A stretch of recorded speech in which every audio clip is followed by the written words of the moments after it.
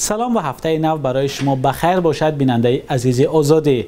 برنامه نویدی بامدادی است و من مولا رجب یوسفی دوام 10 دقیقه دیگر با تازه ترین خبر و گزارش های تاجیکستان و جهان شما را آشنا می کنم. ساعت در دوشنبه 11 نخست نگاه می کنیم به سرخط خبرهای امروز 22 فوریه.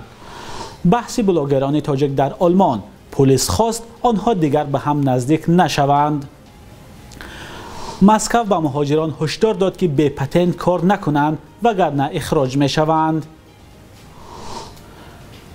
و نابود کردن محصولات بی‌صفت در ختلان.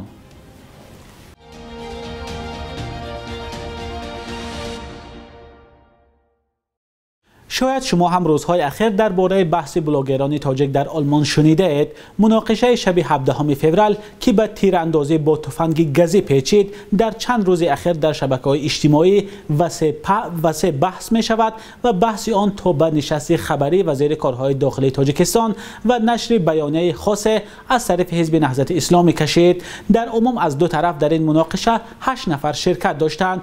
بعد زنازنی و مناقشه در آلمان، ماموران پلیس از جوانان تاجیک از جمله 3 بلاگر شناخته و نچندان شناس زبان خط گرفتند که دیگر به هم نزدیک نشوند وگرنه جزا میگیرند. مظفر دولتوف، یک از بلاگران تاجیک که با نام برادر تیجی در یوتیوب شناخته شده است، در بیانیه ویدیویی در یوتیوب میگوید 8 ورق دادند که در آن نوشتگی است که هر 4 ما نباید به محله رویم که طرف مقابل زندگی میکند وگرنه به 4 سال زندان محکوم میشویم.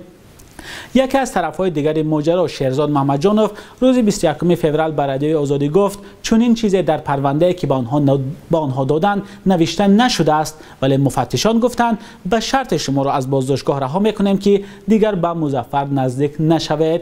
در نتیجه دعوا و کشمکش و زنازنی که ویدیوش هم به شبکه‌های اجتماعی چرخ میزند، مظفر دولتوف از گردن و دستانش مجروح شده است. بلاگرهای به قبل رقیبی او، شهرزاد محمدجانوف و سلیمان ارزوف و یکی از همراهان دیگری آنها را پلیس آلمان بعد مدت کوتاه از بازپرسی رها کرده است، ولی تحقیق پرونده مناقشه ادامه دارد. مظفر دولتوف و شهرزاد محمدجانوف، برادر تیجی و عبدالرحمن نالنو با نشر ویدیوهای در یوتیوب یکدیگر را به سر زدن مناقشه و زنازنی متهم کردند و مظفر دولتوف ادعا کرده است که این افراد پیروان حزب ممنوع نهضت اسلامی هستند و می‌خواستند او را بکشند. ادعایی که شهرزاد محمدجانوف و سلیمان ارزوف رد میکنند. سبب ماجرا و زنازنی هم اختلاف نظر بین این بلاگران بوده است که ظاهرا به همدیگر خصومت قدیمی دارند.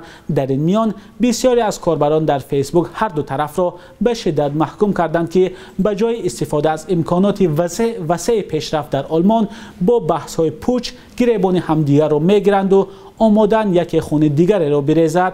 اگر شما هم در این باره نظری دارید می توانید به ما نویسید. حکومت شهر مسکو به مهاجران و کاردهندگان هشدار داده است که بدون پتنت فعالیت نکنند وگرنه اخراج و جریمه میشوند. دپارتمنت سیاست اقتصادی و رشد مسکو روز 18 فوریه با نشر یک اظهارات گفته است بنابر خروج پاندمی کرونا ویروس از 15 مارس تا 15 ایون سال 2020 به مهاجران حق داده شده بود که پول پتنت را نپردازند و هم کاردهندگان نیز امکان داشتند بدون پتنت مهاجران را به کار پذیرند. اما در این اظهارات گفته می شود که قسمی از مهاجران پس از انجام این مهلت هم فعالیت خود را بدون پتنت ادامه دادند که غیر قانونی است. کیریل پورتوف، رهبر دپارتمنت سیاست اقتصادی و رشد مسکو گفته است از ماه نوامبر سال گذشته تا ژانویه 2021 در 63 ساختمان بناها سنجش گذراندند و 174 مهاجر آشکار شدند که بدون پتنت فعالیت دارند. این اداره حکومت مسکو گفته است در صورت بی پتنت کار کردن مهاجران هم خودی او و هم کارده را جزا خواهند داد. گفته می شود در صورت آشکار شدن فعالیت مهاجر بی پتنت او را نخست جریمه و بعدا از کشور اخراج میکنند. حکومت مسکو هشدار داده است که شرکت کارده که مهاجر بی پتنت را کار می‌فرماید از 400,000 تا 1 میلیون روبل جریمه و قطع فعالیت به مهلت تا 90 روز تهدید میکند. اندازه ماهانه پتنت در شهر مسکو برای مهاجران 5000 روبل مقرر شده است. مهاجران بارها از نرخ گران پتنت در روسیه به خصوص مسکو شکایت کردند. اداره تاجیک استاندارد در ولایت ختلان میگوید سال گذشته محصولات زیادی به صفت را از بازار و مغازه ها مصادره کرده و نابود کردن. به گفته مسئولین تاجیک استاندارد در صورت مصادره نشدن این محصولات آن می توانست به سلامتی ساکنان زیان رساند. هرچند در گذشته برخی تاجران از سنجش‌های زیاد مقامات و مصادره محصولاتشان نگرانی کرده بودند. ادامه موضوع در گزارش محمود جان رحمتزاده. این همان محصولات غیر استانداردی و بی صفت را تاجیک استاندارد ولایت ختلان در سال 2020 آشکار کرده است.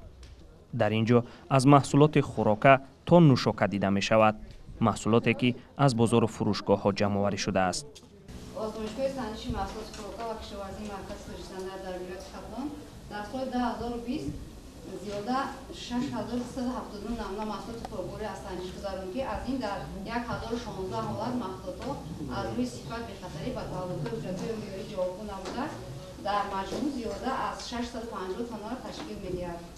این همه آب‌های نوشاکی گازدار است. حالا همه این آبها از فروش برآورده شده در اداره تاجیک استاندارد جنوب تاجیکستان نیست کرده می شود.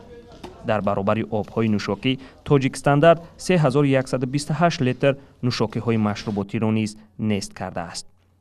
رابعه اسکرزاده مدیر آزمایشگاه تاجیک استاندارد در ولایت ختلان گفت در سال 2020 از همه بیشتر 149 تن روغنی رستنی بی صفت را جمع کرده اند.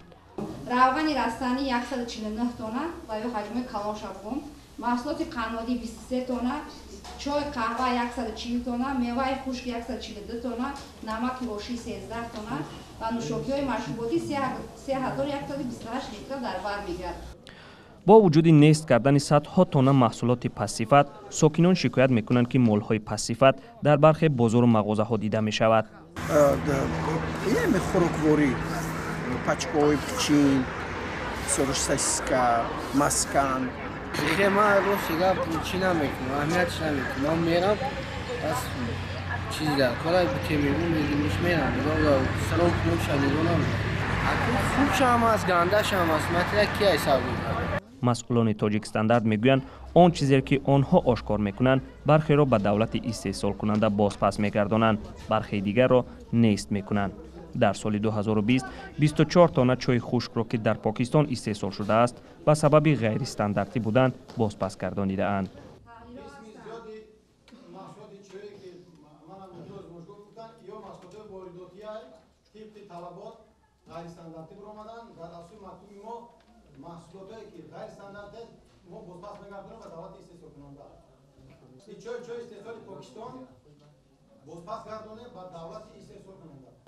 حالا این محصولات هایی که از نمک سر کرده تا خوردنی های قنادی و آب های نوشاکی دیده می شود، خبرنگاران به آنها به شبهه می نگریستند که 650 تن را تشکیل نمی دهد.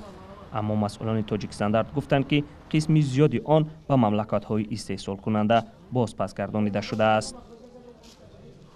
روز 20 فوریه در پایتخت ارمنستان شهر یریون هزاران نفر با طلب استعفای نخست وزیر نیکول پاشینیان راهپیمایی کردند.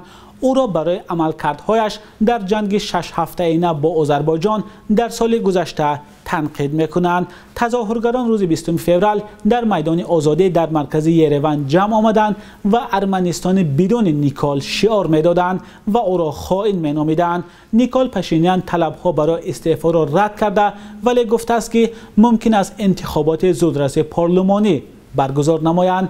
او که بعد تظاهرات عمومی سال 2018 به سر قدرت آمد بعد قبول سازش آتش بس با آذربایجان که با میانجیگری روسیه حاصل شد زیر تنقید ماند. او را به گذشت‌های زیاد به آذربایجان متهم می‌کنند. سازش صلح روز 10 نوامبر حکم اجرا گرفت و به جنگ خونین 6 هفته‌ای که در آن ارمنی‌های قره‌باغ کوهی تلفات زیاد دادند خاتمه داد. ائتلاف 16 حزب مخالف دولت در ارمنستان در تلاش برای مجبور کردن نیکول پاشینیان به استعفا چندین بار است که تظاهرات تشکیل می‌کنند. آنها می‌خواهند پاشینیان قدرت را به دست حکومت موقتی با رهبری وزگن منوکیان نامزد یگانه مخالفین بدهد و او انتخابات زودرس پارلمانی را زیر نظارت داشته باشد. عین زمان طرفداران نیکول پاشینیان در پارلمان اکثریت را تشکیل می‌دهند. وزارت تندرستی اسرائیل میگوید تحقیقات در میان مردم واکسن نگرفته از کرونا ویروس نو نشان داده است که واکسن فایزر بیانتک 99% از بیماری کووید 19 و مرگ از آن پیشگیری میکند. اسرائیل که در میان واکسن زنی مردمش در جهان پیشرفت است، پژوهشی فراگیر در میان مردم واکسن نگرفته انجام داده است. بانک ملی تاجیکستان قرب اسعار خارجی را در برابر سامانه برای امروز 22 فوریه چنین تعیین کرده است.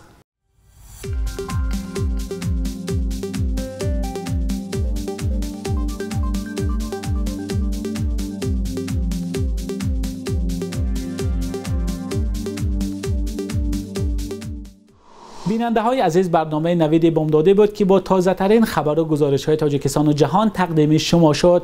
برای دریافت اخباری از این بیشتر صفحه های ما را در شبکه های اجتماعی پیگیری کنید. برنامه من بعد ما ساعت 12 به وقت مسکو و 14 به وقت دوشنبه تقدیم شما می شود. تا آن دم خدا نگهدار.